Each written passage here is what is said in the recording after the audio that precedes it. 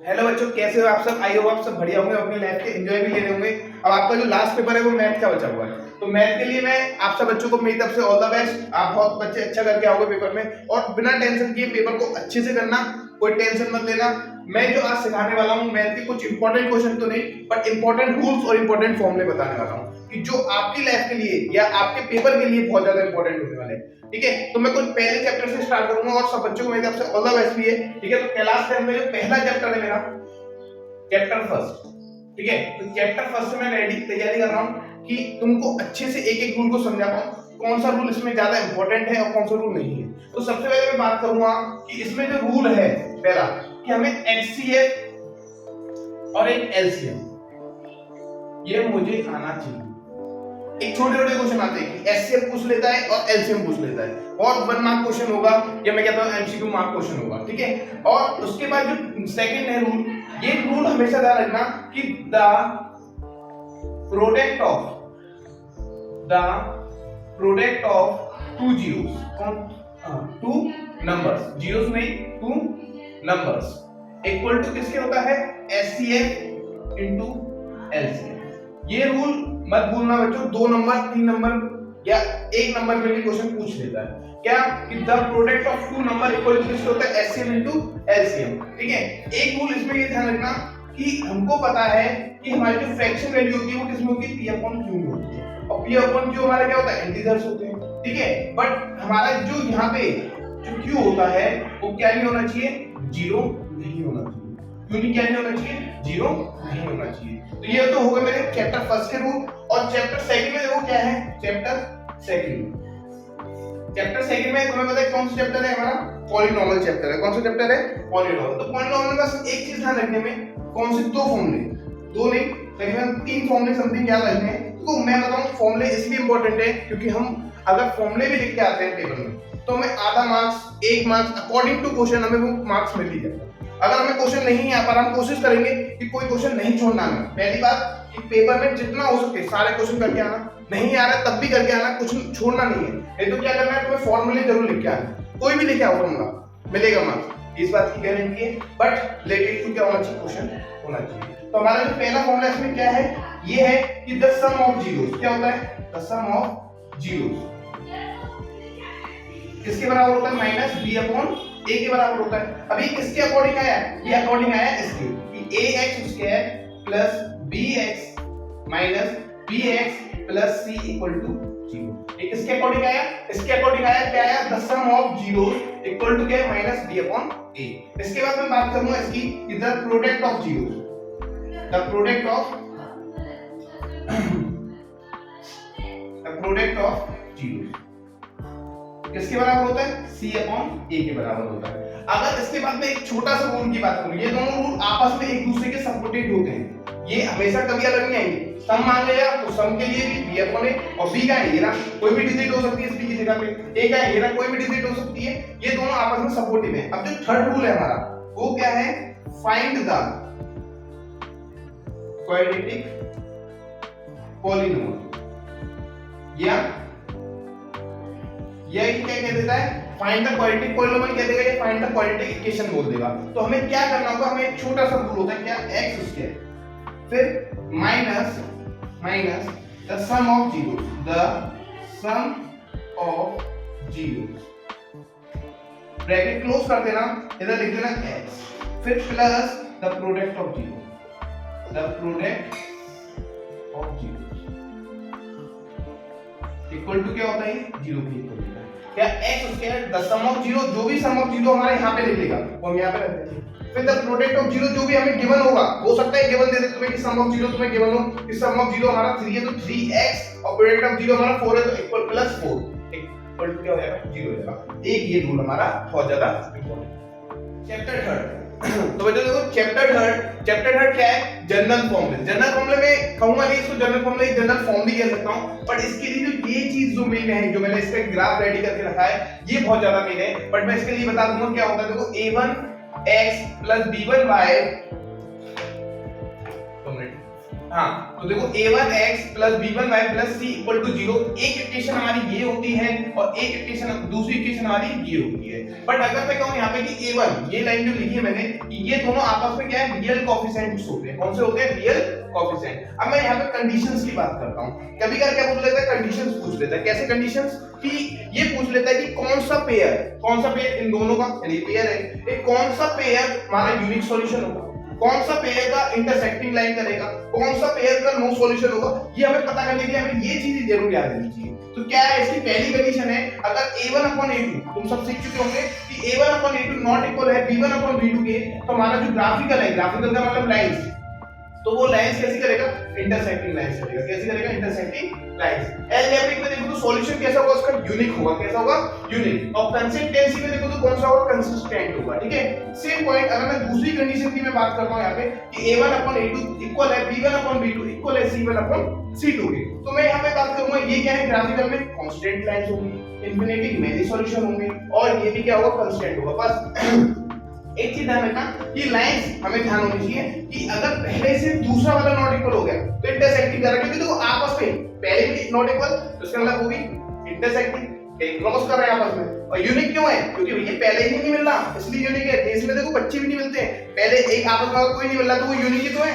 दोनों भाई बहन नहीं मिल रहे, यूनिक है, क्योंकि भाई बहन की आदत नहीं मिल रही, यूनिक है, तो इसलिए वो यूनिक हो जाता है। इस तरीके से हम क्या कर सकते हैं, इसको याद कर सकते हैं। अब ये देखो एक और चीज, तीनों इक्वल है, यानी तीनों मिल रहे हैं। अब तीनों मिल रहे हैं तो इसका मतलब क्या लेंगे हम? कोइंसिडेंट। क्या बोलेंगे उसको? कोइंसिडेंट। ये बहुत, और ये क्या हो गया? तीनों बच्चे एक जैसे मिल रहे हैं, वाह वाह, तो इसको कोइंसिडेंट, अरे शॉक नहीं होते तब से, उस तरीके से हम याद कर सकते हैं। और तीसरे में अगर मैं बात करूं सॉल्यूशन, तो ये बच्चे जब तीनों एक जैसे मिलेंगे तो तुम शॉक नहीं होगे? हां सही कह रहे हो। तो इनफिनिटी मेनी सॉल्यूशन आएंगे तुम्हारे माइंड में, ये कैसे हो गया, कैसे हो गया? तो इस तरीके से तुम इसको क्या कर सकते हो? याद कर सकते हो। और कंसिस्टेंसी की मैं बात करूं तो कंसिस्टेंट होता है ये भी, और तो ये क्या होता है? कंसिस्टेंट होता है, और ये भी क्या होता है? कंसिस्टेंट होता है। अच्छा, कंसिस्टेंट को मैं एक सिंपल रूल्स बता दूं कि जब कोई भी इक्वल ना हो, यानी कि दोनों भाई बहन इक्वल नहीं है, तो भी वो कंसिस्टेंट है, क्योंकि है तो एक ही पेरेंट के ना। अगर तीनों इक्वल है तो भी वो क्या है? कंसिस्टेंट। अब आते हैं थर्ड वाले। थर्ड वाले में कैसे? देखो तीन है, कोई a1/a2 इक्वल है b1/b2 के, और तीसरा वाला नॉट इक्वल है c1/c2 के। तो ये पैरेलल होगा। पैरेलल का मतलब देखो यहाँ पे दो ही तो जगह मिल रहे हैं, तीसरा नहीं मिल रहा। और हमें पता है कि पैरेलल कौन सी लाइन होती है? दो लाइन होती है। तो उसका मतलब जब वो दो का रिलेशन बता दे, पहला इक्वल है दूसरे के, तो तीसरा नहीं है, तो तीसरा नहीं है तो उसका मतलब क्या हो गया? पैरेलल हो गया। और उसका बेटा नो सॉल्यूशन। क्यों? क्योंकि लोगों को पता है कि हर बच्चा एक जैसा नहीं होता, तो दो एक जैसे हो गए, तीसरा नहीं मिला, तो इसलिए वो क्या हो गया? नो सॉल्यूशन हो गया। और इनकंसिस्ट क्यों हुआ? बेटा आदत नहीं है ना। अगर सेम आदत है तो कंसिस्ट है, सेम नहीं है तो कंसिस्ट है, बट सेम है, एक में सेम है एक में नहीं है, तो ये इनकंसिस्ट है। दो बार सोचते हैं ना कि इनकंसिस्ट कैसे? कैसे? अरे इनकंसिस्ट ऐसे कि पहला बच्चा मिल रहा है अपनी आदतों से, पर दूसरा नहीं मिल रहा, तो देखो ये क्या हो गया? इनकंसिस्ट हो गए। तो ये होगा हमारा चैप्टर 3 का कंप्लीट फॉर्मूला, ये कंप्लीट ग्राफ। इसी को पढ़ के चले आना और इसी से रिलेटेड क्वेश्चन आने वाले। और इसके एक चीज ध्यान रखना कि ये क्या पूछ लेता कभी आप उसमें पूछ लेता है स्टेटमेंट क्वेश्चन में, तो स्टेटमेंट क्वेश्चन की बहुत अच्छे से प्रैक्टिस करना, स्टेटमेंट क्वेश्चन भी इसके आ जाते हैं। ठीक है, चैप्टर 4 में बस तुम्हें दो चीजें ध्यान रखनी है। क्या? एक तो फैक्टराइजेशन मेथड ध्यान रखना है तुम्हें, और दूसरा जो तुम्हें ध्यान रखना है क्वाड्रेटिक मेथड, यानी क्वाड्रेटिक फॉर्मूला ध्यान रखना है। क्या होता है क्वाड्रेटिक फॉर्मूला? बहुत सिंपल है क्वाड्रेटिक फॉर्मूला। x बराबर माइनस b, फिर प्लस माइनस में स्क्वायर रूट के अंदर b square minus 4ac upon 2a। ये हमें ध्यान रखना फॉर्मूला। कोई भी अगर क्वेश्चन है, हम लोग कोई क्वेश्चन आता है तो हमारे पास ऐसे सॉल्व करने को कि उसको सॉल्व करना है तुम्हें, या कोई इक्वेशन दे दी क्वाड्रेटिक की, जो तुम्हें क्या करनी है? सॉल्व करनी है। और वो फैक्टराइजेशन मेथड से तुम नहीं कर पा रहे, नहीं आ रहा तुम्हें समझ में कि फैक्टराइजेशन मेथड से कैसे करना है, तो तुम किसका यूज करोगे? क्वाड्रेटिक इक्वेशन का, यानी क्वाड्रेटिक फॉर्मूले का यूज करोगे। और क्वाड्रेटिक फॉर्मूले को हम क्या बोलते हैं? श्रीधराचार्य का फॉर्मूला भी बोलते हैं। ध्यान रखना, कभी आप पेपर में क्वाड्रेटिक फॉर्मूला में बोल के श्रीधराचार्य का फॉर्मूला बोल देता है, तो इस चीज का मुझे ध्यान रखना कि कंफ्यूज मत होना। क्वाड्रेटिक फॉर्मूला भी वही है और श्रीधराचार्य का फॉर्मूला भी वही है। अब आते हैं इसके बाद हम डिस्क्रीमेंट के ऊपर। डिस्क्रीमेंट के ऊपर मैं बात करूं तो डिस्क्रीमेंट को हम d से डिनोट करते हैं। क्वेश्चन में क्या फॉर्मूला लेगा कि फाइंड d। अब कंफ्यूज होगा बच्चे, d क्या है? d माने डिस्टेंस फाइंड करें। बच्चों डिस्टेंस यानी कि d स्मॉल d होता है, स्मॉल d को हम डिस्टेंस कहते हैं, बट यहाँ पे कैपिटल D मांग रहा है तुमसे, तो क्या फॉर्मूला लगाएंगे? b square minus 4ac। अब ये b क्या है, ये a क्या है, ये c क्या है, तो कोई भी क्वाड्रेटिक इक्वेशन ले लो। देखो मैं बता देता हूं, ax square plus bx plus c equal to 0। तो जो a आगे की जो डिजिट होगी वो हमारी a कहलाएगी, जो बीच की डिजिट होगी वो b कहलाएगी, और जो सबसे लास्ट की डिजिट होगी वो क्या होगी, सी कहलाएगी। इस फॉर्मूले के थ्रू हम क्या कर सकते हैं, डी को फाइंड कर सकते हैं, यानी डिस्क्रिमिनेंट को फाइंड कर सकते हैं। अगर अब मैं बात करूं उसके कुछ नेचर ऑफ रूट्स, कभी क्या फॉर्मूले में क्वेश्चन में क्या देगा, इक्वेशन दे देगा, इक्वेशन दे दी उसमें समझ लो ऐसे कि एक इक्वेशन दी और उसके बाद उसने बोल दिया कि find the nature of root. आप बच्चे कंफ्यूज, नेचर क्या होता है, तो देखो ध्यान रखना है नेचर ऑफ रूट, डी ध्यान रखना, डी।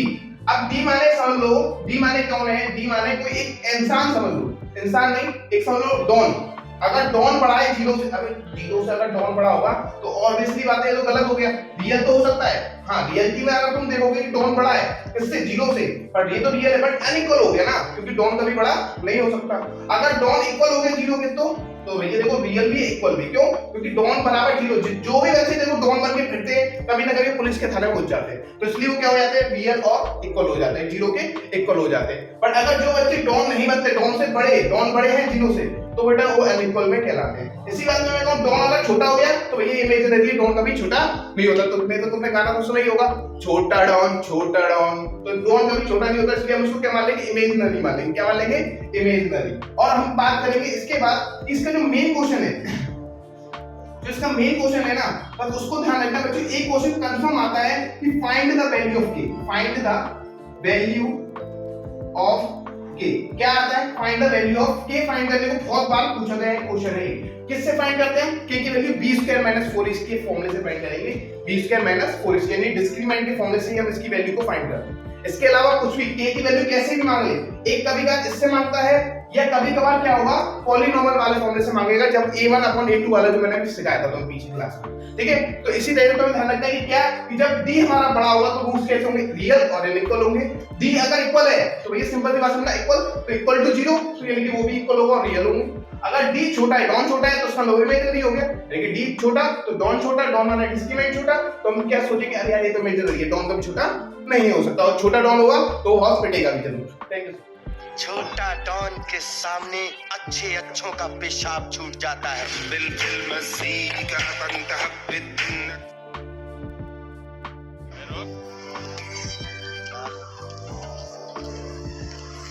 बिना काम के बिना काम नहीं, चलो सीट खाली कर, अपन को बैठना इधर, चलो। ओए हंस के छोटे रिचार्ज, तू मुझे उठाएगा? यस। कोई बात नहीं, पहली बार किसी ने थप्पड़ मारा है, चल। सॉरी बोल, सॉरी बोल, सॉरी बोल। ओए सोनिया तू, और मैं तुझे सॉरी बोलूं? यस। मैं राणा फ्रॉम हरियाणा सॉरी बोले, वो भी तुझे? और तू है कौन? मैं हूँ कौन? मैं हूँ डॉन, मैं हूँ डॉन। 11 मुल्कों की पुलिस मेरे पीछे पड़ी है और 12वें मुल्क से ऑलरेडी बात चल रही है। ए प्राण लड़ा, चल हो जाना तू, चल चल चल चल। अबे तेरी तो सीधा उठा के लास्ट बॉल पे छक्का मारा, छोड़ूंगा नहीं, मैं हूं डॉन, छोटा डॉन। तो देखो बच्चों चैप्टर 5 एपी में हम सबसे पहले आइडेंटिफाई करेंगे कि एपी है कि भी नहीं। अगर हमको क्वेश्चन के बने हैं और हमें ये नहीं पता चल रहा है कि एपी है कुछ और है, तो हम कैसे आइडेंटिफाई करें, तो मेरे को तुम्हें आइडेंटिफाई करने के लिए क्या करना है, सबसे पहले देखो चेक कर लेना कि 5 और 10 कितने का डिफरेंस है बच्चों, 5 का है। 10 से 15 में कितने का डिफरेंस है, 5 का है। ऐसे यहाँ पे क्या होता है 20 होता, तो 10 से 15 से 20 में कितने का डिफरेंस है, 5 का। अगर डिफरेंस सब में सेम आ रहा है तो इसका मतलब हमको पता चल गया कि ये क्या है, एपी सीरीज है। अगर एपी सीरीज है तभी तुम इन फॉर्मूलों का क्या कर पाओगे, यूज कर पाओगे, नहीं तो इन फॉर्मूलों का कोई भी यूज नहीं होगा। तो सबसे पहले रूल नंबर फर्स्ट में तुम्हें बता दूं, कोई भी तुम्हें एन टर्म फाइंड करना है, क्या फाइंड करना है, एन टर्म। उसने बोल दिया क्वेश्चन में कि 20 टर्म फाइंड करो, फाइंड द 20 टर्म। इस ये एक एपी सीरीज ने बोला 20 टर्म फाइंड करो, क्या फाइंड, कैसे फाइंड करोगे, तो तुम्हें एक फॉर्मूला याद होना चाहिए, ये वाला। क्या है ये फॉर्मूला, an बराबर a plus n minus 1 into d, जहां पे an हमारा an कह लो या l कह लो, an कह लो या l कह लो, वो क्या होता है, हमारा लास्ट टर्म होता है।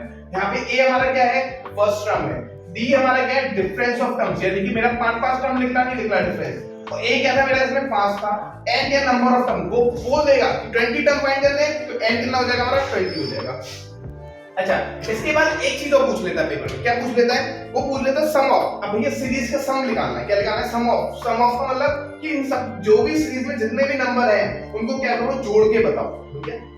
अगर एक बच्चा बैठा है जोड़ने तो बहुत टाइम लग जाएगा, तो इसके लिए हमने क्या रूल निकालते हैं, क्या, मान लो 20 टर्म दे दो, n हमारा कितना हो गया 20 upon 2 2a plus n minus 1 into d, यानी कि हमारा जो फार्मूला बनता है क्या बनता है, n upon 2 2a plus n minus 1 into D, जहां पे हमारा Sn क्या है, Sn हमारा सम ऑफ टर्म्स है। क्या है? सम ऑफ टर्म्स। अगर मैं कह दूं तुम्हें क्या गिवन है, गिवन है तुम्हें लास्ट टर्म गिवन है, एक तुम्हें फर्स्ट टर्म गिवन है। लास्ट टर्म कैसे? ये लास्ट टर्म और फर्स्ट टर्म तुम्हें गिवन है, तो हमारा Sn का फॉर्मूला और ज्यादा सिंपल हो जाता है। कैसे? n/2a + l। क्या होता है हमारा फॉर्मूला? n+2, a माने फर्स्ट टर्म और l माने लास्ट टर्म हो जाएगा। इसके बाद अगर मैं थर्ड रूल पे आता हूं थर्ड रूल पे, तो अगर तुमसे क्वेश्चन में ये बोल दिया, क्या बोल दिया भैया?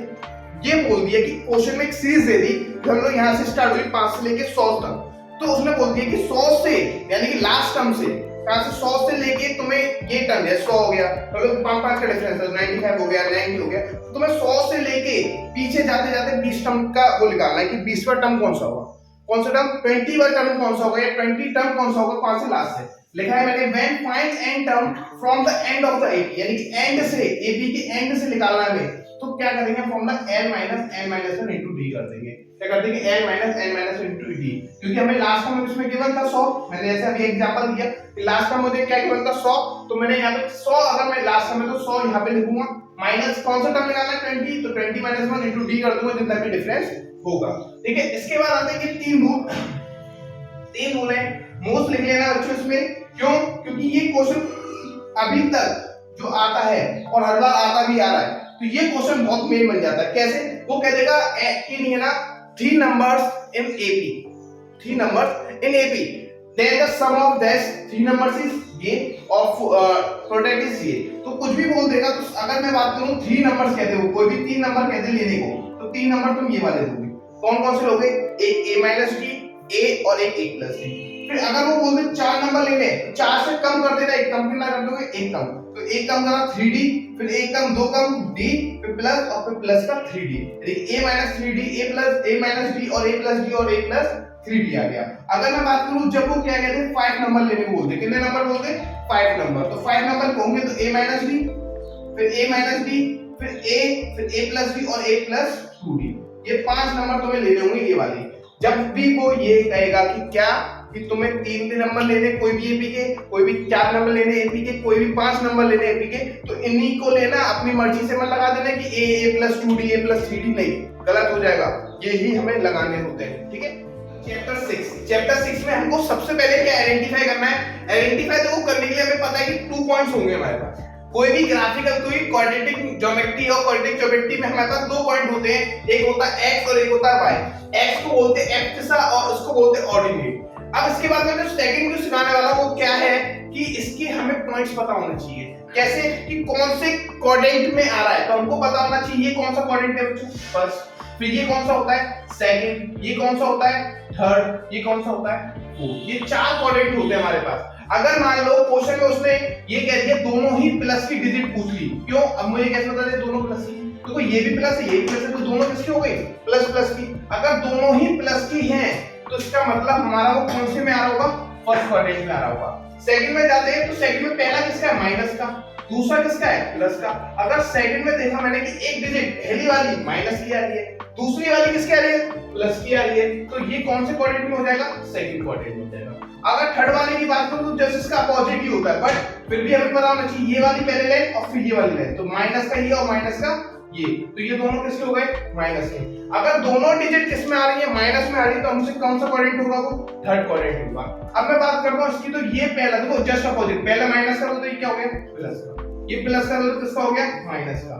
ठीक है, अगर 2 डिजिट आई हमारे पास और पहली वाली प्लस की दूसरी वाली माइनस की हुई, तो ये हमारा किस में आ जाएगा? फोर्थ में आ जाएगा। बच्चों ये क्या है? 1 मार्क्स क्वेश्चन है और 1 मार्क्स में पूछ लेता है। कैसे पूछता है? मैं एक लॉजिक बताता हूं। मैंने कहा -3, 5 किस क्वाड्रेंट में आती है? विच क्वाड्रेंट इन विच ग्राफ? तो आपको पता होना चाहिए पहली डिजिट माइनस की, दूसरी प्लस की, तो पहली डिजिट माइनस की लेंगे, पहली डिजिट माइनस की यहाँ पे और दूसरी प्लस की यहाँ पे, तो कौन से क्वाड्रेंट की वैल्यू है? ये सेकंड क्वाड्रेंट की वैल्यू है। ये एमसीक्यू क्वेश्चन है, कंफर्म एक क्वेश्चन इसका भी आता ही आता है। अब आता है रूल पे। रूल देखो, रूल में बात करूं तो सबसे पहले मैं रूल की बात करूं तो डिस्टेंस ऑफ 2 पॉइंट्स, कोई भी 2 पॉइंट्स की हमें क्या करनी है? डिस्टेंस पता होनी चाहिए। तो डिस्टेंस पता करने के लिए हमें क्या करना है? d बराबर स्क्वायर रूट के अंदर x2 - x1 की स्क्वायर प्लस y2 - y1 की स्क्वायर लगा देना। अब ये 2 नंबर कहां है? x2 और x1। मैं बताता हूं, अगर वो 2 पॉइंट्स की बात कर रहा है तो कोई भी 2 पॉइंट्स होंगे हमारे पास, कोई भी हमारे पास 2 पॉइंट्स होंगे, वो हो सकता है 3 4 हो सकता है 4 5 हो। मैं अभी एक लाइन कर ले रहा हूँ कि आपके सामने कि 3 और 4 था और एक यहाँ पे 5 और 6। तो ये वाला हमारा क्या होता है x1 होता है, ये वाला क्या होता है हमारे पास y1 होता है, ये वाला क्या होता है हमारे पास x2 होता है और ये वाला क्या होता है हमारे पास y2 होता है। तो हम बस केवल क्या करेंगे, जब मुझे इन दोनों पॉइंटों की डिस्टेंस फाइंड करनी होगी तो मैं केवल इस फॉर्मूले में पुट कर दूंगा। नेक्स्ट आते हैं कि अगर वो पूछ ले कि डिस्टेंस ऑफ पॉइंट xy कुछ भी हो सकता है, मान लो 3,4 मान लेते हैं, हमें कहां से फाइंड करना है, फ्रॉम ओरिजिन से फाइंड करना है। ओरिजिन क्या होता है, तो ध्यान रखना बेटा, जब भी कभी कोई ओरिजिन वर्ड आ जाए तो ओरिजिन का मतलब होता है ओरिजिन का मतलब क्या होता है 0,0, यानी कि हमारे पास दो चीजें हैं। ओरिजिन का मतलब है 0, यानी कि यहाँ पे हमारा पॉइंट है, यहाँ पे 0,0 पे, और एक पॉइंट यहाँ पे हमारा xy, यानी xy को मैंने क्या लाइन करा है 3,4। तो मेरे को बस किसका निकालना है, फ्रॉम ओरिजिन से क्या निकालना है, डिस्टेंस निकालनी है। तो सिंपल सा फॉर्मूला लगा देना, x की स्क्वायर और y की स्क्वायर, यानी कि 3 की स्क्वायर और 4 की स्क्वायर कर देंगे तो हमारा क्या निकल आएगा, डिस्टेंस निकल आएगी कहां से, ओरिजिन से। अब आते हैं हमारा सेक्शन फॉर्मूला, क्वेश्चन जो आ रहा है मैं लिख के ले रहा हूं, ये क्वेश्चन आ रहा है, ये क्वेश्चन नहीं, इस टाइप का क्वेश्चन जरूर आएगा। मैं ये नहीं कह रहा हूं क्वेश्चन तो नहीं है, रूल है।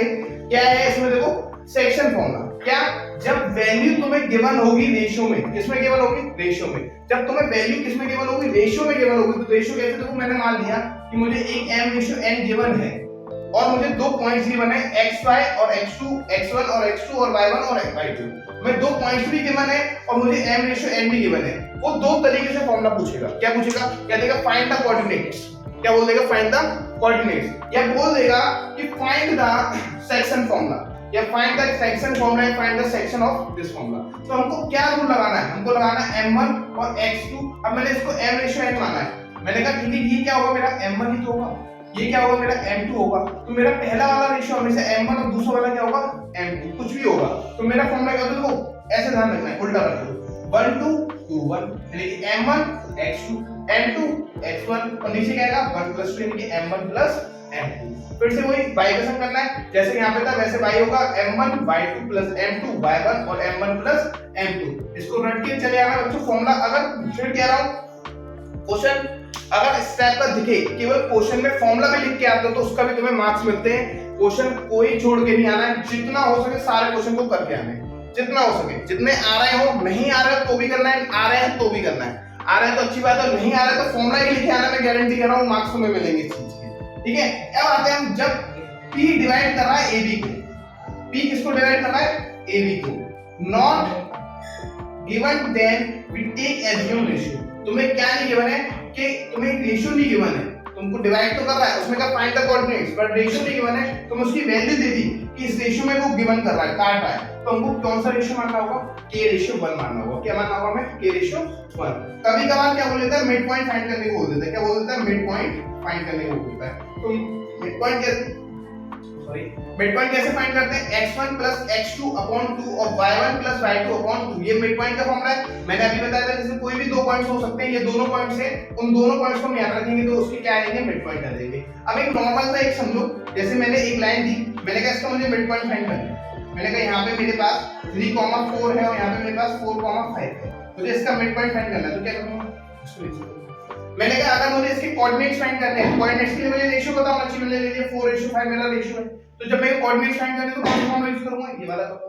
मुझसे बोलते हैं डिस्टेंस फाइंड करनी तो कौन सा यूज करूंगा, ये वाला करूंगा। तो जो भी मुझसे पूछ लेगा वो हम फाइंड कर सकते हैं, ठीक है। और इससे रिलेटेड उल्टे भी क्वेश्चन आ जाते हैं, क्या करेगा, तुम्हें डिस्टेंस दे देगा तो पॉइंट पूछ लेगा, ठीक है।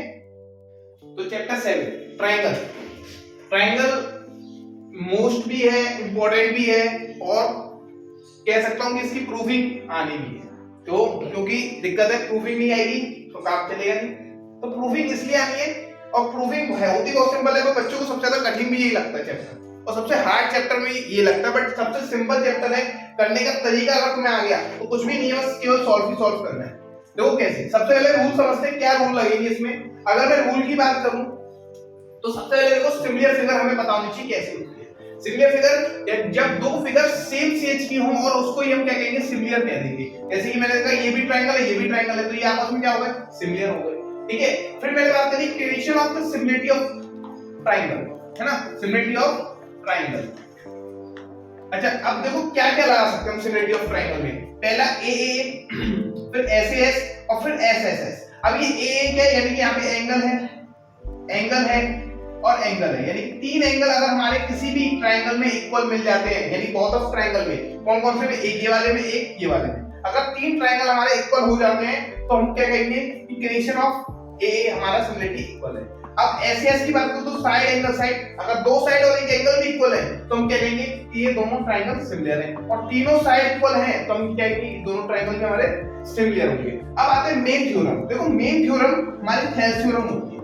ये क्या करता है, कभी कभी पेपर में पूछ लेता है कि थेल्स थ्योरम क्या है, या थेल्स थ्योरम के बारे में प्रूफ करवा लेता है। कैसे प्रूफ करनी है, तो प्रूफ करने के लिए हमें ये तो पता ही है कि थेल्स थ्योरम का रूल क्या है कि एडी कोई भी एक ट्रायंगल जो उसको एक सेक्शन से पैरेलल करके काटता है, तो हमारे यहाँ पे क्या होता है कि AD अपॉन DB, यानी कि AD अपॉन क्या हो गया DB हो गया और AE अपॉन EC हो जाता है। तो ये हमारे थेल्स थ्योरम को बहुत सिंपल सा फॉर्मूला है। कभी क्या क्वेश्चन कैसे पूछ लेता है, उसने बोल दिया ये 3 है, ये बोल दिया उसने 4 है, ये हमें फाइंड करना है, और ये हमें बोल दिया उसने 4 है, तो हम कैसे फाइंड करेंगे, हमने क्या करा ये अपॉन ये फॉर्मूला लगाया और हमने इसका आंसर निकाल लेंगे। अब आते हैं कन्वर्स ऑफ बीपी, यानी कि बेसिक प्रॉपर्टी जो किसके थ्रू होती है, थेल्स थ्योरम के थ्रू होती है। कैसे सॉल्व करी, देखो हमको पता है कि जो थेल्स थ्योरम थी हमारी, जो थेल्स थ्योरम थी वो क्या थी, AD अपॉन DB बराबर है AE अपॉन EC।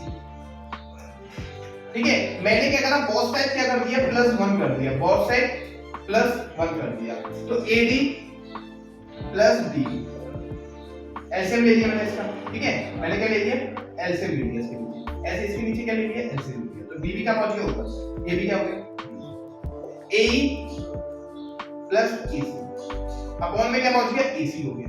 ठीक है, एडी प्लस अगर डीबी कर दूं मैंने इसको और इसको दोनों को जोड़ दिया तो क्या बन गया हमारा, ये अपॉन में क्या है, ऐसे एई और ईसी को जोड़ूंगा तो क्या बनेगा, एसी अपॉन ईसी। देखो यही रूल हमारे पास यहाँ पे है। तो अब ये जो रूल आता है बेसिक प्रोपोर्शनल का, ये कहां से आता है, थेल्स थ्योरम से ही आता है। चाहो तो तुम इस रूल को लगा लो, चाहो तो तुम इस रूल को लगा लो, बात एक ही पड़ती है, बट वो जिस तरीके से तुम्हें क्वेश्चन देगा उस तरीके से तुम्हें क्या लगाना पड़ेगा। अच्छा, इस चैप्टर को करने की शॉर्ट ट्रिक क्या है, कैसे तुम इसको पेपर में अटेंड करोगे, तो सबसे पहले ध्यान रखना, कुछ मेन पॉइंट को ध्यान रखना। वो मेन पॉइंट मैं यहाँ पे लिख दे रहा हूँ, क्या क्या है कि अगर मैं कहूं मेन पॉइंट में क्या है, तो पहली चीज ध्यान रखनी, तुम्हें गिवन, तुम्हें सबसे पहले ये चीज देनी होगी कि तुम्हें गिवन क्या क्या है, उसको दे देना गिवन, कि जो भी तुम्हें लग रहा है कि एक मेरे को गिवन है, उसने बोल दिया CD इक्वल टू ये, तो लिख देना CD इक्वल टू डैश, जो भी है, उसने बोल दिया ये पैरेलल टू ये है, तो तुम लिख देना डैश पैरेलल टू डैश, जो भी तुम्हारा है उसमें गिवन, तुम उसको क्या कर सकते हो, गिवन में लिख सकते हो। सेकंड में लिखना टू प्रूफ, क्या लिख दोगे, टू प्रूफ, यानी कि तुम्हें प्रूफ करने को क्या मांगा है, जो भी मांगा है, उसने कहा कि दो ट्रायंगल आपस में पैरेलल है, तो मैंने कहा लिख देना टू ट्रायंगल्स आर पैरेलल, ये प्रूफ मांगा है। जो भी तुमसे प्रूफ मांगा है फिर तुम क्या लिखोगे, टू प्रूफ, है ना, नंबर में लिखना क्या, गिवन फिर टू प्रूफ, फिर क्या लिखोगे, शो, फिर क्या लिखोगे, शो। शो में क्या होता है, जो भी तुमको मैंने सिखाया कि ये जो भी तुम अभी तक सीखते हो आ रहे हो, किस तरीके से उसको प्रूफिंग करनी है, एक एक स्टेप बाय स्टेप देना। जैसे पहली लाइन लिखी तुमने कि ये तुम्हें पता थी कि ऐसा हो सकता है, तो किसकी वजह से हुआ, बाय, किसकी वजह से हुआ उसको लिखना आगे कि बाय करके किसकी वजह से हो रहा है। मैंने लिखा है यहाँ पे कि CD इक्वल टू DC है, मान लो, तो किसके थ्रू हुआ ये लिखना जरूरी है, तभी सामने वाले टीचर को पता चलेगा। और मैक्सिमम टू मैक्सिमम शो में 4 से 5 लाइन हो जाए अच्छी बात है, 6 से 7 हो जाए और अच्छी बात है। जितना लॉन्ग क्वेश्चन होगा उसके हिसाब से लॉन्ग पैटर्न बनेगा, लॉन्ग सोइंग होगी। शॉर्ट होगा 2 या 3 नंबर का होगा तो उसकी 2 या 3 लाइनें बनेगी। फिर लास्ट में क्या लिखते हैं, हेंस प्रूफ लिखेंगे, लिख देंगे हेंस प्रूफ। कुछ भी नहीं होता बेटा क्वेश्चन में, बस ये 2-3 चीजें और ये चीजें अगर तुम लिखिए है तो मैं गारंटी कह रहा हूं तुम्हारे मार्क्स कहीं नहीं गए, पूरे मार्क्स आने के पूरे चांसेस हैं। अगर तुम्हारा क्वेश्चन परफेक्टली सही चला गया, तुमने जो भी लिखा है, तो गारंटी पूरे मार्क्स आते हैं। बस मेन पॉइंट ध्यान रखना क्या है, गिवन, टू प्रूफ, फिर शो। शो के बाद जो भी उसकी 3-4 लाइनें जो तुम शो कराना चाहते हो किस तरीके से शो होगा, ताकि जो भी प्रूफ किया तुमने हैंड प्रूफ करके उसको प्रूफ कर देना। ये तुम्हारा क्या होगा, बेस पॉइंट होगा। ठीक है, देखो सर्कल चैप्टर, बस सर्कल चैप्टर में देखो प्रूविंग है, तो मैंने बताया था कि प्रूविंग में सबसे पहले कुछ पॉइंट समझते हैं कि प्रूविंग होती कैसे है। तो देखो सेकंड और टेंजेंट क्या फर्क है दोनों में। तो सेकंड क्या है, सर्कल को मिड से काटती है, मिड से काटकर मिड से थोड़ा कम में काटती है, और टेंजेंट सर्कल को केवल टच करती है, इसलिए इसको लोग टेंजेंट बोलते हैं। अब टेंजेंट के बाद जो सेकंड रूल निकल के आता है वो क्या है कि कुछ इस तरीके से क्वेश्चन होगा।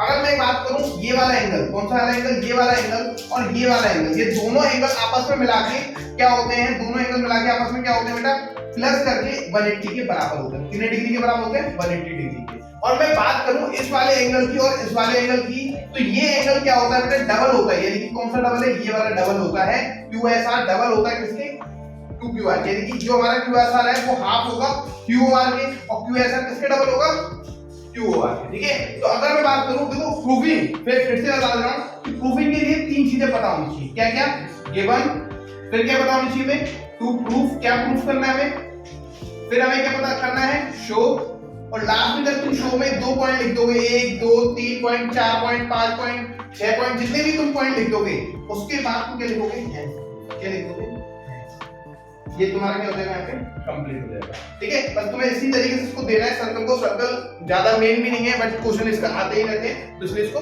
सॉल्व कर लीजिए, ठीक है। अब क्या है हमारे पास, अब हमारे पास आता है चैप्टर नंबर 9। देखो चैप्टर नंबर 9 में सबसे पहली चीज हमें पता होनी चाहिए, इस ट्रायंगल के अंदर हमें क्या क्या करना है। तो इस ट्रायंगल के अंदर हम मैं बात करूं तो सबसे पहले मैंने एक राइट एंगल ट्रायंगल ले लिया, जिसमें मेरे को पता है ये जो लाइन है सीधी खड़ी हुई, जिसको हम क्या बोलते हैं, परपेंडिकुलर बोलेंगे, क्या बोलेंगे, परपेंडिकुलर। नीचे वाली लाइन को हम क्या बोलते हैं, बेस, और इस वाली लाइन को जो टेढ़ी सी जा रही है उसको बोलते हैं हाइपोटेन्यूज। अब अगर मैं बात करूं उसका यूज क्या है, ये क्यों सीख रहे हैं, तो इसका यूज है कि क्योंकि हम अगर अभी हम कुछ जो फॉर्मूले सीखेंगे वो इसी के बेस पे सीखेंगे। तो हमने एक सबसे रेशियो को याद करने का सबसे सिंपल ट्रिक है, रेशियो को कैसे याद करनी है, तो एक सिंपल ट्रिक है, कैसे याद करोगे, क्या होती है, पापा बीड़ी पियोगे, क्या लिखा होगा उसमें, पापा बीड़ी पियोगे, हाँ हाँ बेटा, मैं लिख दे रहा हूं, पापा बीड़ी पियोगे, लास्ट क्या है, हाँ हाँ बेटा।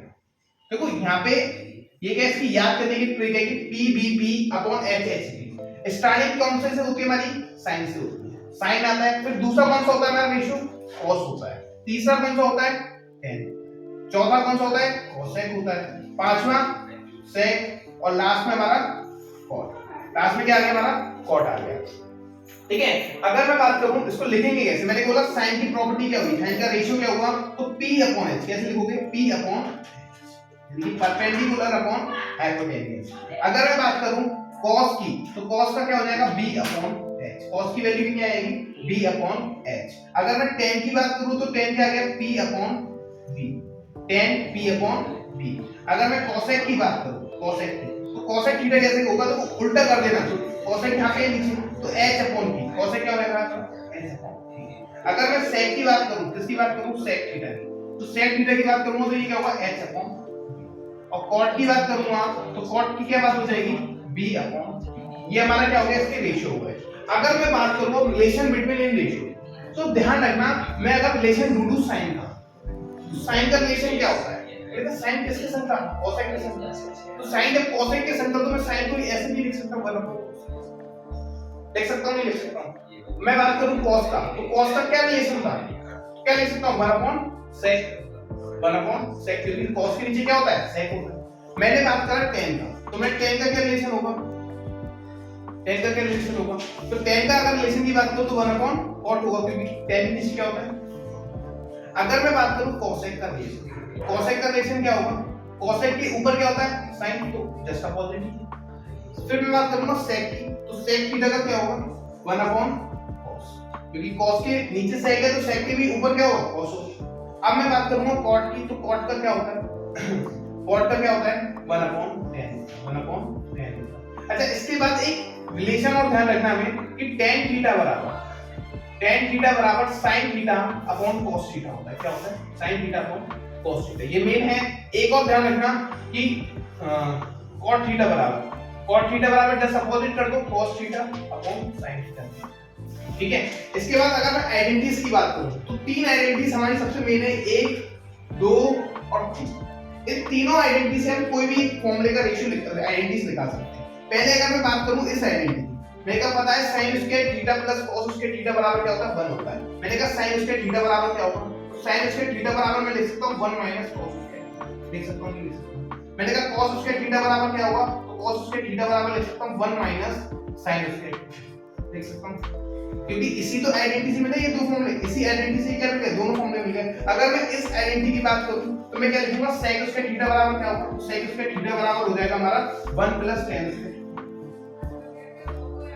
अगर मैं बात करूं tan स्क्वायर थीटा बराबर क्या होगा, तो tan स्क्वायर थीटा बराबर मैं क्या लिख सकता हूं कि sec स्क्वायर थीटा -1। तो ये दोनों फॉर्मूले मुझे कहां से मिले, इस आइडेंटिटी से मिल गए। इसी तरीके से तीसरी आइडेंटिटी में हमें क्या मिलेंगे, दो फॉर्मूले और मिलेंगे। अब इसके बात करते हैं इसके एक टेबल की, जिसमें हमें क्या होता है इसकी रेशियो की वैल्यू पता होती है, जैसे sin 30 cos 30, ठीक है। तो मैं भी वो भी बताता हूँ कैसे बनती है। सबसे पहले है ना, सबसे पहले इसको नोट डाउन कर लो, फिर बताता हूँ।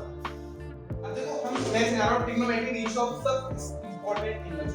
तो कुछ एंगल्स हैं हमारे पास, जैसे 0 डिग्री एंगल है, 30 है, 45 है, 60 और 90 है। तो इनको कैसे याद करें, कभी क्या है इनकी वैल्यू देके हम क्वेश्चन पूछ लेते हैं कि sin 30 की वैल्यू, sin 45, cos 30, cos 45 इसकी वैल्यू पूछ लेते हैं। तो कैसे हम इसको निकालेंगे, तो मैंने कहा sin, अगर मैं बात करूं इसकी sin की, है ना, तो देखो 0 सबसे पहले क्या करना है हमें, एक केवल sin का बनाना सीख लें, केवल किसका बनाना, sin। तो कैसे बनाएंगे, 0 फिर इधर 1 फिर इधर 2 फिर इधर 3 फिर इधर 4, सबके नीचे क्या लिखो 4 4 4 4 और 4, सबके नीचे क्या लिख दिया फिर 4। इसके बाद हमने इसमें क्या लगा दिया, स्क्वायर, क्या लगा दिया इसके ऊपर स्क्वायर, स्क्वायर।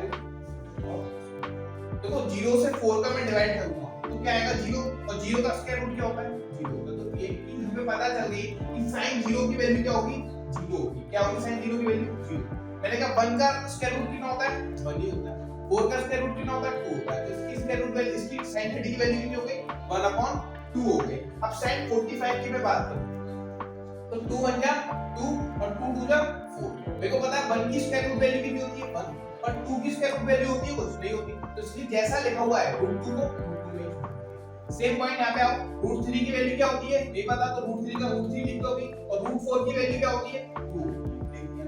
अब ऐसे 4 से 4 कट गए, यहां पे भी 1 यहां पे 1 की स्क्वायर रूट वैल्यू क्या होती है 1 ही होती है। 1 की स्क्वायर रूट वैल्यू क्या होती है 1 ही होती है।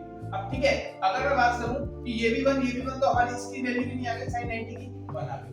बस हमें एक टेबल याद करनी है sin, केवल किसकी याद कर लो, sin की टेबल याद कर लो कि sin 0 की वैल्यू 0, sin 30 की वैल्यू ये, sin 45 की ये, sin 60 की और sin 90 की। केवल हमें किसकी वैल्यू पे याद करनी है sin की। sin के बाद अगर मैं cos की वैल्यू की बात करूं तो कैसे निकालोगे, cos 90 अगर यहां पे है तो इसको बस अपोजिट लिख देना, जैसे इसकी 1 है तो यहां पे लिख देना। तो cos 0 की वैल्यू क्या होगी 1, cos 60 की वैल्यू क्या होगी तो यहां पे आ जाएगा, बस ऐसे घुमा दो √3 45 की 1/2 फिर ऐसे 1/2 ये हमने क्या कर दिया, इसको घुमा दिया 1 फिर √3/2 1/√2 फिर 1/2 और फिर 0। ये क्या करता गया मैं क्रॉस करता। अब आते हैं tan की। tan की क्या होता है, tan की मैंने तुम्हें रूल सिखाया था यहां पे कि tan बराबर क्या होता था sin थीटा अपॉन cos होता था नहीं होता।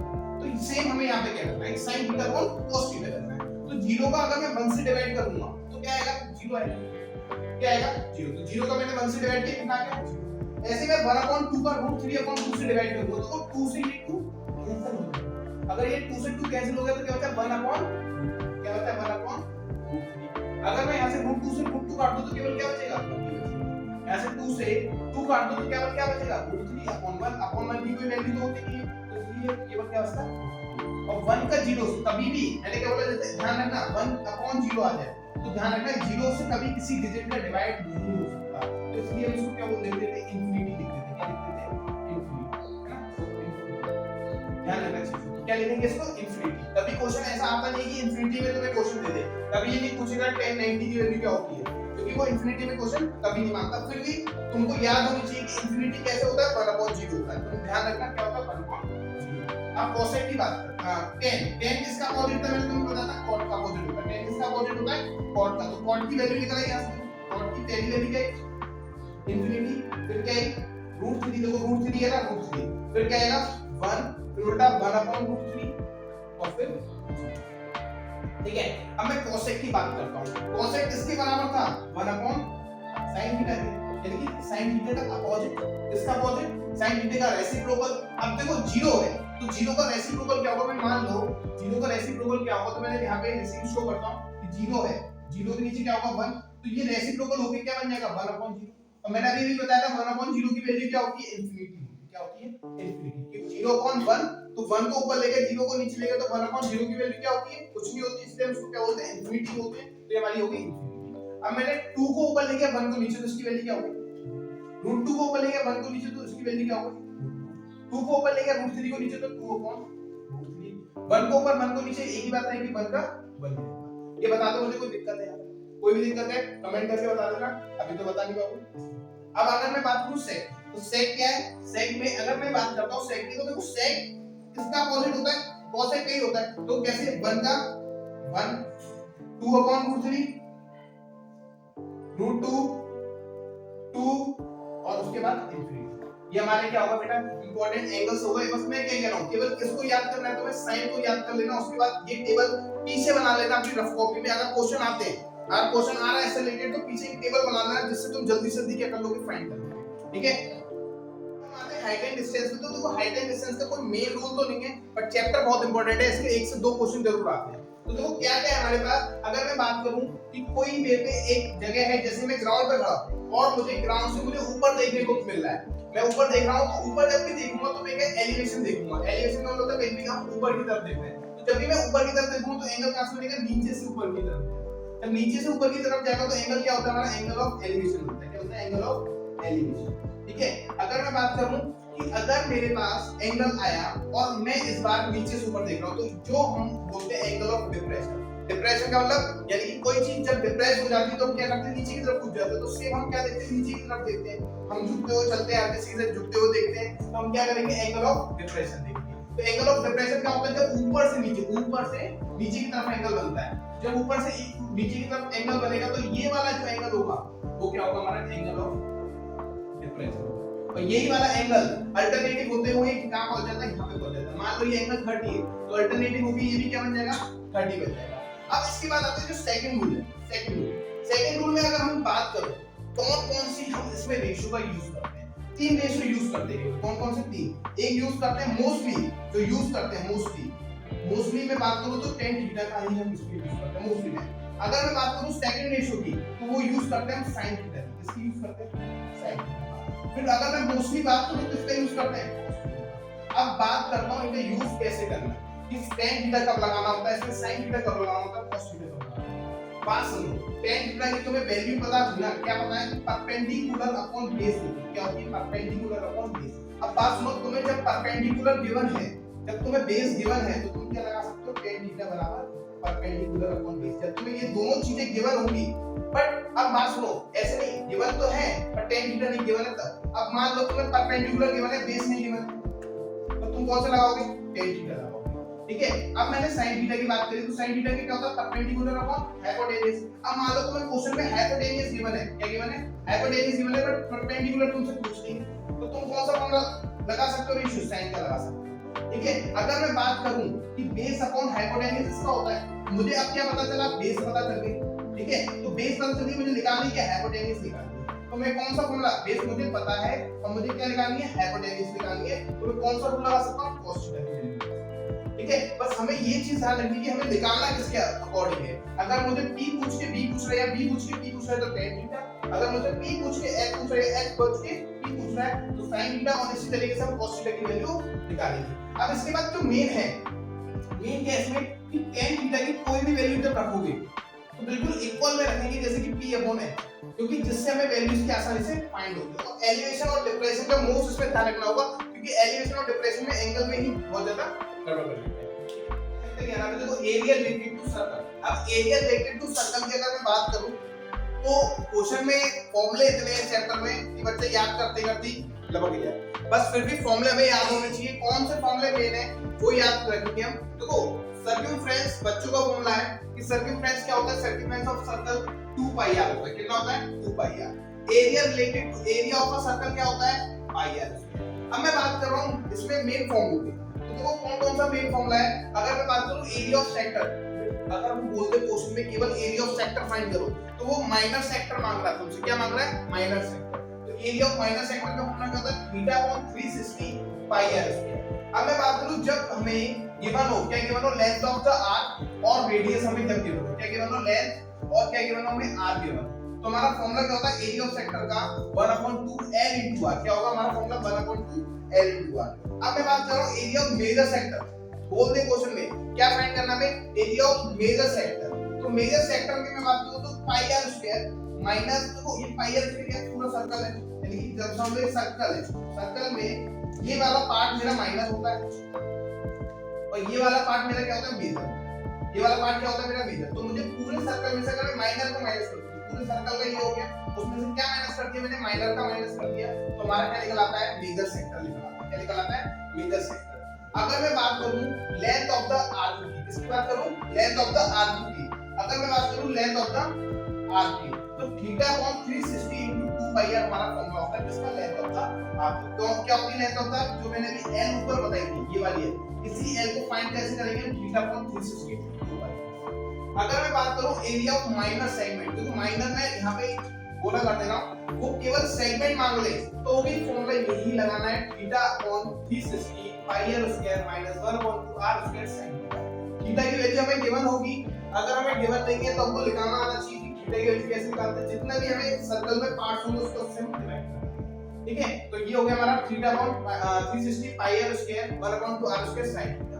एरिया ऑफ मेजर सेगमेंट, मैंने क्या बोला, जैसे ये पूरा एक सर्कल है, सर्कल में ये सेगमेंट यानी हमने इसका एरिया निकाल लिया, ये होता है माइनर। ये क्या होता है, माइनर। तो ये कौन सा होता है, मेजर होता है। तो अगर मैं माइनर में से, पूरे सर्कल में से माइनर को हटा दूं, तो पूरे सर्कल में क्या माइनर, उसमें से क्या हटा दूं, माइनर। तो माइनर में क्या है, जो भी था यहां पे लगा दूंगा, माइनस कर दूंगा तो मेरा क्या आ जाएगा, मेजर सेगमेंट सेगमेंट। अब मैं बात करता हूं पेरीमीटर ऑफ सेगमेंट की, किसकी बात कर रहा हूं, पेरीमीटर ऑफ सेगमेंट। तो theta upon 360 into 2 pi r, ये कितना है, 2 pi r प्लस में 2r, तो यहां पे भी वही चला, बस यहां पे क्या पेरीमीटर है उसमें 2r sin theta pi upon 360, क्या आता है, sin थीटा pi अपॉन 360। अगर मैं बात करूं एरिया ऑफ क्वाड्रेंट की, तो एरिया ऑफ क्वाड्रेंट माने, एरिया ऑफ क्वाड्रेंट का मतलब है, समझ लो सर्कल है, सर्कल का कितना पार्ट, चौथा पार्ट, कितना पार्ट है, चौथा, यानी एक पार्ट, दो पार्ट, तीन पार्ट। केवल मुझे इसका एरिया निकालना है, तो मैं क्या करूंगा, एक पूरे पार्ट में से इस चौथे वाले का तो निकालना है, 1/4 pi r स्क्वायर। या इसको मान सकते हैं 90 अपॉन 360, क्या मान सकते हैं, 90 अपॉन 360 pi r स्क्वायर, क्योंकि जो चौथा पार्ट होगा वो कितने डिग्री का एंगल बनाता है, 90 डिग्री का एंगल बनाता है। ठीक है, अब असली में बात करूं उसमें मेन कौन कौन से फॉर्मूले, तो देखो मेन फॉर्मूले को ध्यान रखना, पहला मेन ये वाला, ठीक है, दूसरा मेन ये वाला है, वो उसमें रखना मेजर सेक्टर और माइनर सेक्टर। उसके बाद सेगमेंट को मेन रखना, एक क्वेश्चन कंफर्म आएगा केवल किसका, माइनर का, और एक लेंथ का। बस ये कुछ फॉर्मूले हैं जो तुम्हें अच्छे से रट के आने हैं और समझ के जाने हैं, जिससे तुम क्या कर लोगे, आसानी से कर सकते हो इस क्वेश्चन। नंबर 12, इसकी बात कर रहे हैं चैप्टर नंबर 12 की सरफेस एरिया एंड वॉल्यूम। बस हमें कुछ फॉर्मूले इसमें ध्यान रखने हैं और कुछ पॉइंट्स हमें ध्यान रखने हैं कि कौन से पॉइंट्स हम कब यूज करेंगे। तो देखो पहले मैं बात करूं क्यूब की, तो क्यूब होता कैसा है, जिसकी सारी साइड इक्वल होती है, कि स्क्वायर की तरह दिखने वाला क्यूब होता है जिसकी सारी साइड क्या होती है, इक्वल होती है। मान लो इस क्यूब की साइड को मैंने a मान लिया, क्या मान लिया, a। तो मैं पहले अगर CSE की बात करूं, CSE का मतलब है क्या, कर्व सरफेस एरिया। अब कर्व सरफेस एरिया में हम केवल 4 वॉल्स की बात करते हैं, कितनी वॉल्स की बात करते हैं, 4 वॉल्स की। CSE का मतलब 4 वॉल्स, तो 4 वॉल्स है तो यहां पे क्या हो गया, पूरे। अगर मैं बात करूं टोटल सरफेस एरिया, तो कितनी वॉल्स होती है क्यूब में, 6, एक ऊपर, एक नीचे, 2, 1, 3, 4 और फिर एक सामने और एक इधर, तो कितनी हो गई टोटल 6। तो टोटल सरफेस एरिया कितना हो गया हमारा, 6। वॉल्यूम कितना है हमारा, a की क्यूब होता है। वॉल्यूम क्या होता है हमारा, a की क्यूब, यानी कि साइड की क्यूब। अगर मैं बात करूं क्यूबॉइड की, तो क्यूबॉइड में क्या क्या होता है, देखो क्यूबॉइड में हमारी एक तो लेंथ होती है, एक ब्रेथ होती है और एक क्या होती है, हाइट होती है। क्या होती है, हमारी हाइट होती है, ठीक है। लेंथ क्या है हमारी, लेंथ ये है, और ब्रेथ क्या हमारी नीचे, और हाइट क्या होती है हमारी, ये जो हाइट है हमारी बिल्कुल हाइट ऐसी होती है, लेंथ ये, और ब्रेथ क्या होगी, जैसे उससे लगी हुई होगी, क्या होगी, वो ब्रेथ होगी। तो अगर मैं बात करूं क्यूबॉइड के CSA, तो मैंने क्या बोला, 4 वॉल्स का, कितने वॉल्स का, 4 वॉल्स का हमें CSA लगाना, तो क्या होता है इसका formula 2 into L plus B into H। ये क्या है हमारा, 2 into L plus B into H होता है। अगर मैं TSA की बात करूं तो क्या होता है इसका formula 2 into LB plus BH plus HL, ये हमारा होता है, ठीक है। अगर मैं वॉल्यूम की बात करूं तो क्या होता है, L into B into H, L into B into H। अगर मैं बात करूं कोण की, किसकी बात कर रहा हूं मैं, कोण। तो कोण हमारा पता है, हमारा कोण कैसे कुछ इस तरीके से, ये जो दिख रही है ऐसी लाइन, ये लाइन जो हमारी होती है वो क्या होती है, L होती है, क्या होती है।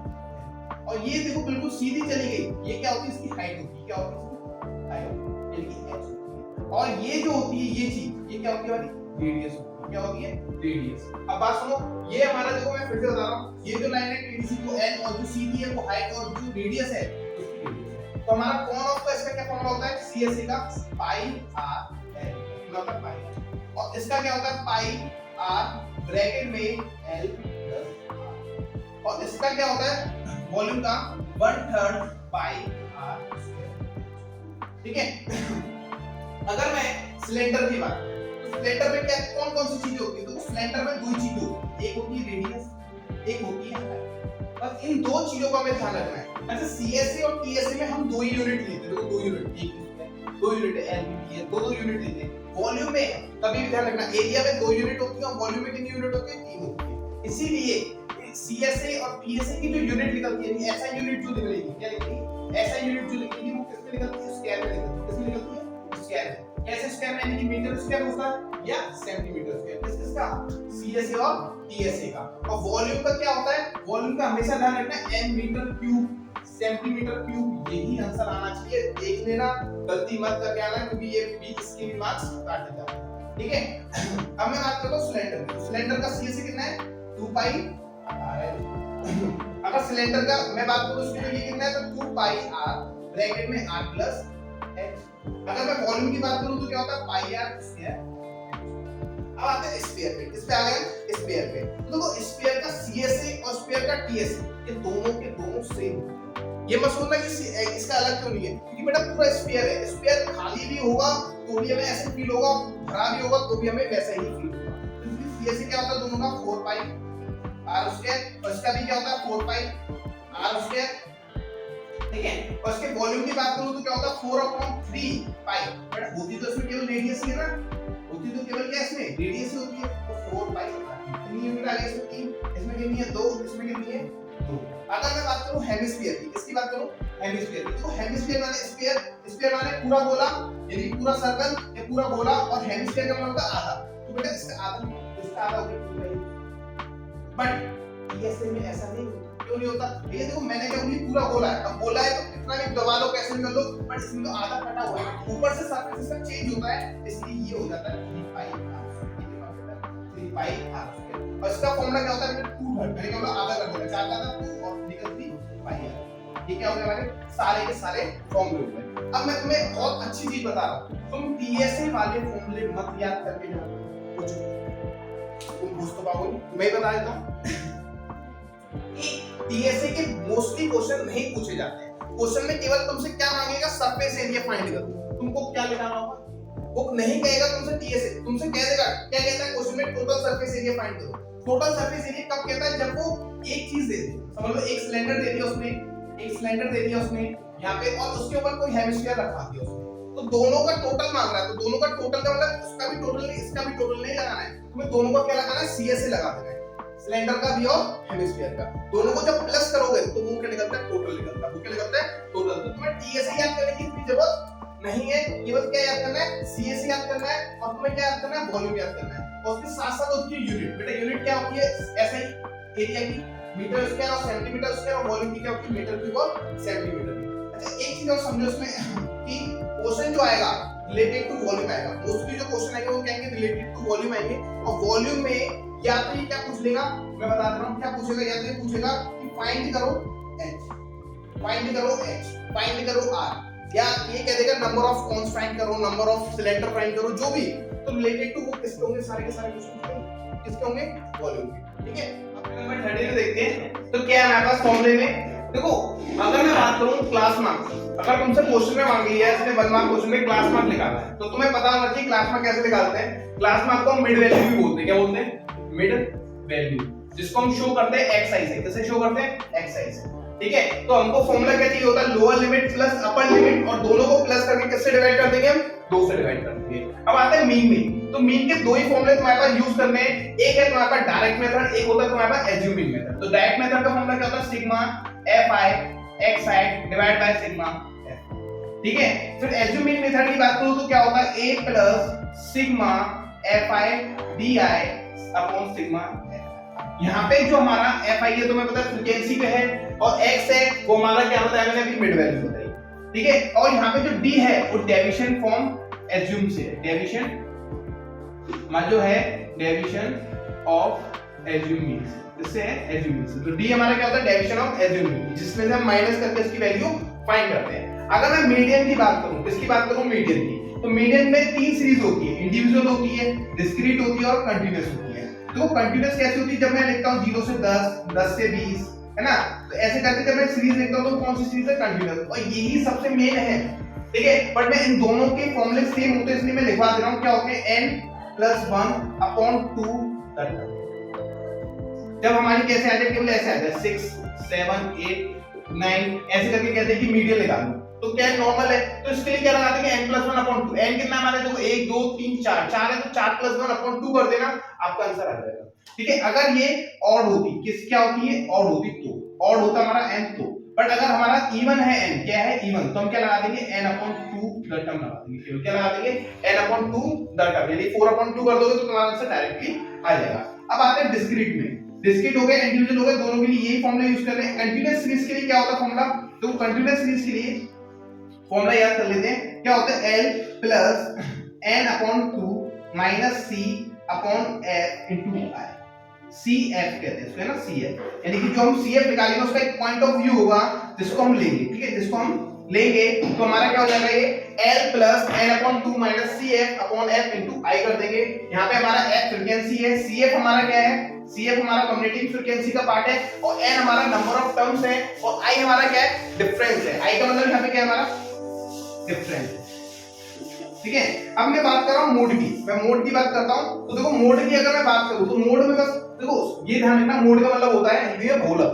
बहु माने बहुत ज्यादा बार जो संख्या आती है उसको बोलते हैं बहुलक, है ना। तो जो ज्यादा बार संख्या आती है वो ही हमारा क्या हो जाता है, मोड हो जाता है। बट अगर मैं मोड की कंटीन्यूअस सीरीज की बात करूँ, किसकी बात करूँ, कंटीन्यूअस सीरीज की, तो क्या फॉर्मूला होता है L प्लस है ना, L प्लस 10/2102 इनटू। ये तुम्हें फॉर्मूले को क्या करना है, याद करना, क्या कि L प्लस 10/2102 यानी कि 2102, यानी कि 2102। ठीक है, अब इसके आई क्या लगा देना, बस F लगा दो, तो F1 F0 2F1 F0 F, बीच में क्या लगा दो, 0 माइनस माइनस माइनस इनटू क्या चला है, तो हमारा फॉर्मूला क्या बना, L plus F1 minus F0 upon 2F1 minus F0 minus F2 into I। ये किसका फॉर्मूला हो गया, हमारा मोड का फॉर्मूला हो गया। किसका हो गया, मोड का। अच्छा, एक क्वेश्चन और पूछा जाता है, वो क्या कहेगा, तुमसे मीन और मीडियन दे देगा, मोड पूछ लेगा। मीन और मीडियन देके क्या पूछ लेगा, मोड पूछ लेगा। तो उसको बोलते हैं relation of mean, median and mode. उसका फॉर्मूला क्या होता है, ध्यान रखना, Z। अच्छा, मोड को हम Z से शो करते हैं, तो Z बराबर 3 मीडियन माइनस 2 मीन। ठीक है, मीन को हम कैसे करते हैं, इससे करते हैं शो, मीडियन को हम कैसे करते हैं, M से करते हैं शो, और मोड को कैसे करते हैं, Z से शो करते हैं। तो Z यानी मोड बराबर 3 मीडियन माइनस 2 मीन। ये हमारा क्या होता है, फॉर्मूला होता है रिलेशन का। ठीक है, अब लास्ट चैप्टर रह गया हमारा, चैप्टर नंबर 14 प्रोबेबिलिटी, उसको भी करते हैं। Chapter number 14 probability. तो देखो प्रोबेबिलिटी की अगर मैं बात करूं तो प्रोबेबिलिटी का मतलब क्या होता है, चांस होता है, यानी कि हम कितने परसेंट चांस में है कि वो चीज होगी ही होगी। तो उसको फाइंड करने के लिए हमारे पास एक फॉर्मूला होता है प्रोबेबिलिटी का, number of favourable outcome upon total outcomes. अब फेवरेबल आउटकम का मतलब है जितनी वो क्वांटिटी मांग रहा है, जैसे उसने बोला हमसे 5 एप्पल की, तो 5 एप्पल ऊपर और टोटल एप्पल थे कितने, 100, तो 100 को नीचे रख देंगे। और दूसरा रूल जो है हमारा क्या है कि प्रोबेबिलिटी इवेंट अगर यस की है और प्रोबेबिलिटी इवेंट नॉट की है तो किसके बराबर होगी, वो किसके बराबर होगी, 1 के बराबर होगी। किसके बराबर होगी, 1 के, किसकी, यस की और नॉट की। अब जितने भी हमारे पास इवेंट होते हैं, बोलो ब्लैक बॉल हो, बोले वो रेड बॉल की हो, व्हाइट बॉल की हो, कितने भी एक इवेंट के अंदर है, तो तीनों जितने भी इवेंट की हम प्रोबेबिलिटी निकालेंगे वो भी किसके बराबर होती है, 1 के बराबर होती है। और ये चौथा रूल बेटा मोस्ट है, ध्यान रखना, कभी भी प्रोबेबिलिटी 0 से छोटी नहीं हो, 0 से छोटी नहीं हो सकती, यानी माइनस की प्रोबेबिलिटी कभी नहीं आ सकती। किसकी प्रोबेबिलिटी नहीं आएगी, माइनस की प्रोबेबिलिटी नहीं आएगी। और 1 से बड़ी कभी प्रोबेबिलिटी नहीं आ सकती। किससे बड़ी प्रोबेबिलिटी नहीं आती, 1 से। 0 में आती है, वैसा 0 पॉइंट करके आएगी प्रोबेबिलिटी। 1 से बड़ी 1.3 1.2 कभी नहीं आ सकती। 0 से छोटी नहीं हो सकती, यानी माइनस में नहीं हो सकती, और 1 से छोटी नहीं होती है। किससे होती है, 1 से छोटी। अगर मैं बात करूं सबसे जो ज्यादा दिक्कत होती है वो किसमें होती है, बच्चों को कार्ड्स। तो देखो हमारे पास 4 तरह के कार्ड्स होते हैं, ठीक है ना। कौन कौन से होते हैं, स्पेड, क्लब, हर्ट और डायमंड। अगर मैं हर्ट और डायमंड की मैं बात करूं तो ये रेड कलर के कार्ड होते हैं। कौन से कलर के कार्ड होते हैं, रेड कलर के। और स्पेड और क्लब कितने कलर, कौन से कलर के होते हैं, ब्लैक कलर के। अगर मैं कहूं, मेरे को पता है कि सबसे पहला कार्ड कौन सा होता है, इक्का जिसे हम बोलते हैं, ए इक्का आर, ध्यान रखना, ए इक्का आर और एस, किससे, एस, एसी, एस, ठीक है। फिर किसके होते हैं 2 3 4 5 6 7 8 9 10। फिर कौन होता है किंग होता है, फिर किंग क्वीन होता है, फिर कौन होता है जोकर होता है। कौन होता है जोकर होता है। ठीक है। अगर मैं बात करूं कि ये ही 4 तरह के कार्ड है तो एस के भी 4 होंगे, 2 के भी 4 होंगे, 3 के भी 4 होंगे। ऐसे करते करते सबके कितने कितने होंगे बेटा 4 होंगे। सबके कितने होंगे 4 होंगे। अगर मैं बात करूं स्पेड के और क्लब के, मुझसे प्रोबेबिलिटी पूछी उसमें ब्लैक कार्ड्स की, तो टोटल कार्ड्स कितने होते हैं मुझ पे, मेरे पे टोटल कार्ड्स कितने होते हैं, टोटल कार्ड्स कितने हैं मुझ पे, तो टोटल कार्ड्स ध्यान रखना बेटा। देखो 13 इसमें है, 13 इसमें, 13 इसमें, 13 इसमें, यानी कि 13 13 13, तो 13 4 into कितना हो गया 52 हमारे पास टोटल कार्ड्स होते हैं। कितने कार्ड्स होते हैं 52। और मुझ पे बात कर रहा है उसने कि फेस कार्ड्स कितने होते हैं, फेस कार्ड। तो देखो बेटा फेस कार्ड जो होते हैं ना वो किसके होते हैं, किंग के होते हैं, क्वीन के होते हैं और जेकर, और किसके होते हैं जोकर के। किस किस के होते हैं, किंग के, क्वीन के और जोकर के। ये हमारे सारे के सारे क्या होते हैं फेस कार्ड होते हैं। देखो सुनो, किंग के कितने थे 1 2 3 4, क्वीन के भी कितने थे 1 2 3 4 और जोकर के भी कितने थे 1 2 3 4, 4 इसके थे, 4 इसके थे, 4 ही इसके थे। तो टोटल फेस कार्ड्स कितने होते हैं हमारे पास 12 होते हैं हमारे पास। अगर मैं बात करूं ब्लैक कार्ड्स कितने, कौन से कार्ड ब्लैक कार्ड, देखो 13 ये रहे, 13 ये रहे और 13 ही ये रहे और 13 ही ये रहे। तो टोटल ब्लैक कार्ड कितने हो गए हमारे पास, ब्लैक कार्ड कितने हैं हमारे पास टोटल 26। हमारे पास रेड कार्ड कितने हो गए टोटल 26। तो समझ में आ गया यहाँ पे कि अगर मैं बात करूं फेस कार्ड कितने 12, अगर मैं बात करूं रेड कार्ड कितने 26 और रेड कार्ड ब्लैक कार्ड कितने 26। बस यही पे मेरा वीडियो का लास्ट होता है। वन शॉट वीडियो बनाई थी केवल फॉर्मूलों के लिए कि तुम जितना जल्दी ज्यादा रिवाइज करो और जितना अच्छे से तुम रिवाइज करोगे इन फॉर्मूलों को ही करके आओगे तो पेपर में अच्छे से रन भी कर दोगे। और इस वीडियो को ज्यादा शेयर कर देना अपने दोस्तों के संग जिससे कि वीडियो उन तक पहुंच पाए। और ये उन बच्चों के लिए जो वन शॉट में वीडियो के केवल फॉर्मूले, क्योंकि तो लास्ट टाइम तुमने पूरे टाइम मैथ पढ़ी और मैथ पढ़ने के बाद तुमको अब क्या है केवल रिवाइजिंग करनी है, ज्यादा लोड नहीं लेना है, केवल रिवाइज करना है, मैथ को समझ के करना है। क्योंकि फुल पूरे साल पढ़े अब प्रैक्टिस करनी है तुम्हें केवल, और प्रैक्टिस किससे होगी केवल रिवीजन से। रिवीजन करते जाओ, फॉर्मूलों को पढ़ते जाओ और ऑल द बेस्ट सब बच्चों को। आई होप सब अच्छे से करके आना, टेंशन नहीं लेनी है, बेफिक्र होके करना है paper. Thank you so much, all the best.